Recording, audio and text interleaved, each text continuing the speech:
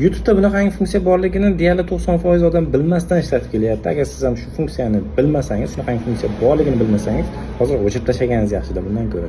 Keling ko'rsataman qanaqa funksiyaligini. Funksiya asosan oqshomlari qo'shiq eshitib yotadigan, YouTube'dan qo'shiq eshitib yotadiganlar uchun juda ham asqotadi. Mana shu nastroykaga bosamiz. Pastdagi yana degan tugmaga bosamiz. Va bu yerda uyqu rejimi taymeri degan narsa bor. Ustiga bosamiz.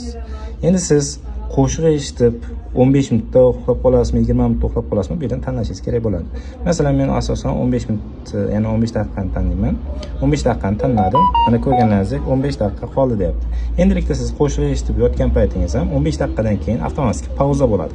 Agar shu funksiyani yoqmasdan qo'shiq eshitib yotadigan bo'lsangiz, bu ertalabgacha qo'shiq aytib chiqadi. Telefon zaryadi ham tugab qolishi mumkin ertalab turgan paytingiz, hamda uxlaganingiz bilan miyangiz dam olmaydi. Shuning uchun shunaqangi funksiyani yoqib qo'ysangiz, o'zingiz uchun juda ham katta yaxshilik qilgan bo'lasizlar. Bunaqangi qiziqarli ma'lumotlarni o'tkazib bo'lmaslik uchun hozir obuna bo'lib qo'ying va oqshomlari qo'shiq eshitishni yaxshi ko'radigan do'stingizga bu videoni albatta yuborib qo'ying.